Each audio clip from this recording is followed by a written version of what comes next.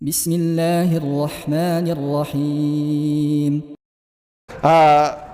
سورت کا ایک نام الصلاۃ ہے۔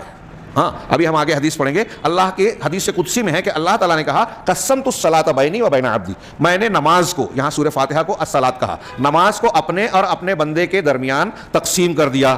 اسی سے یہاں یہ معلوم ہوا کہ سورہ فاتحہ کو نماز کہا، ایک پورے عمل کو، ایک حصے کو پورے عمل سے تعبیر کیا۔ اس کا مطلب یہ کہ وہ اس پورے عمل کا رکن ہے۔ شاہ ولی اللہ محدث دہلوی اور دوسرے علماء نے کہا کہ یہ رکن صلاۃ ہے، اور اس سے وہ حدیث یاد کیجئے جس میں اللہ کے رسول نے فرمایا کہ لا صلاۃ لمن لم یقرأ بفاتحۃ الکتاب، کہ جس نے فاتحۃ الکتاب یعنی سورہ فاتحہ کو نہیں پڑھا اس کی نماز نہیں ہوگی۔ یہاں یہ حکم عام ہے حدیث کے الفاظ کے اعتبار سے، اس میں لوگ پخ نکالتے ہیں۔ ہاں، عام ہے مطلب امام، کچھ لوگ کہتے ہیں امام پڑھ لے تو مقتدی کے لیے کافی، اور اس سلسلے میں کچھ روایتیں، کچھ اقوال پیش کرتے ہیں، لیکن اللہ کے نبی صلی اللہ علیہ وسلم کی یہ بات بالکل واضح ہے کہ مقتدی ہو، امام ہو، فرض نماز ہو، نفل نماز ہو، کوئی بھی نماز ہو، جماعت میں ہو یا اکیلے پڑھ رہا ہو کوئی آدمی، سری ہو یا جہری نماز ہو، ہر نماز کی ہر رکعت میں سورہ فاتحہ لازم ہے۔ حضرت امام شافعی، امام بخاری، امام بحقی، امام دارقطنی، تینوں نے اس پر باقاعدہ کتاب لی، کتاب القرأۃ، اور ثابت کیا ہے کہ یہ سورہ فاتحہ کے بغیر نماز نہیں ہو سکتی۔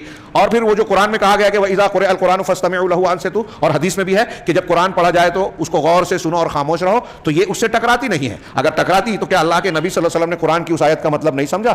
آپ نے خود عمل کیا، صحابہ کو حکم دیا، تو اس آیت کا اور ان حدیثوں پر عمل کیسے ہوگا؟ اہل علم نے اس کی کئی ہوئی توجیحات کی ہیں۔ ایک تو یہ بیان کی کہ اللہ تعالیٰ نے جو قرآن کو غور سے سننے اور خاموش رہنے کی تعلیم دی ہے، وہ سورہ فاتحہ کے علاوہ دوسری صورتیں جب امام پڑھتا ہے اس کو غور سے سنے، اور وہ سنتے ہوئے سورہ فاتحہ پڑھ رہا ہے تو یہ کوئی ٹکراؤ نہیں ہوتا۔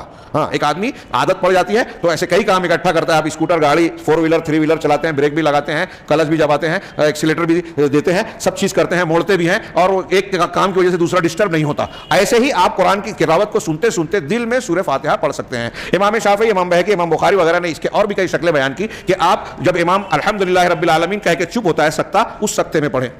الرحمن الرحیم، یہ سنت بھی ہے اور یہ بھی پڑھ سکتے ہیں۔ سورہ فاتحہ سے پہلے اور سورہ فاتحہ کے بعد امام کو سکتہ کرنا چاہیے، اور یہ مسنون ہے، اس سکتے میں بھی پڑھا جا سکتا ہے، امام کے پیچھے پیچھے پڑھا جا سکتا ہے۔ حضرت ابو ہریرہ سے کسی نے پوچھا کہ آپ کہتے ہیں کہ امام کے اس شخص کی نماز نہیں جو سورہ فاتحہ نہیں پڑھتا، تو اگر امام کے پیچھے ہوں میں، تو حضرت ابو ہریرہ کا یہ صحیح مسلم میں ہے کہ اقرأ بہا فی نفسک، یا فارسی اپنے شاگرد سے کہا کہ اپنے دل میں اسے پڑھ لو۔ ہاں، یہ بالکل واضح چیزیں ہیں، میں نے اختصار کے ساتھ۔ اور پھر نبی کریم صلی اللہ علیہ وسلم کی وہ روایتیں بھی جس کو یہ لوگ نہ ماننے والے بلا وجہ کھینچتان کے ضعیف کہتے ہیں، اللہ کے نبی صلی اللہ علیہ وسلم نے فجر کی نماز میں جب نماز پڑھائی تو بعض صحابہ بھی تلاوت آپ کے ساتھ کرنے لگے۔ آپ نے بعد میں پوچھا کہ تم میرے ساتھ پڑھتے ہو؟ کہا ہاں۔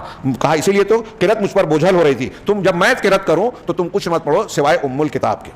اور پھر وہاں بھی فرمایا اور دوسری حدیثوں میں بھی ہے کہ بغیر سورہ فاتحہ کے اگر کوئی نماز پڑھ جائے تو وہ خداج ہے، نامکمل ہے۔ خداج اونٹنی کے نامکمل بچہ جب اونٹنی جن دے اور وہ مردہ پیدا ہوتا ہے اس کو خداج کہتے ہیں۔ مطلب یہ کہ ایسی نماز جس میں سورہ فاتحہ نہ پڑھی جائے وہ نامکمل ہے۔ ہاں، کتنی اہمیت کی حامل بات ہے، لیکن ہمارے یہاں اس کو مسلکی اختلاف کے رنگ میں رنگ کر خوب بحثیں کی گئیں، کتابیں لکھی گئیں، اور ایک دنیا ہے جو اللہ اور رسول اللہ صلی اللہ علیہ وسلم کے احکامات کے برخلاف مسلکی بنیاد پر اس عظیم الشان فرض کو سنت نہیں، فرض کو ترک کرتی ہے انتہائی راسل عبادات میں۔ ہاں، یہاں تک کہ حنفی مسلک میں یہ بات لوگ مشہور کرتے ہیں، جبکہ امام حنیفہ رحمہ اللہ اور امام محمد رحمہ اللہ سے یہ قول بھی مروی ہے کہ احتیاطاً امام کے پیچھے بھی سورہ فاتحہ پڑھ لینا چاہیے، جیسا کہ لوگوں نے نقل کیا ہے۔ تو کہا کہ یہ اس سورت کا ایک نام صلاۃ بھی ہے، آگے ہم حدیث پڑھیں گے۔ ہاں۔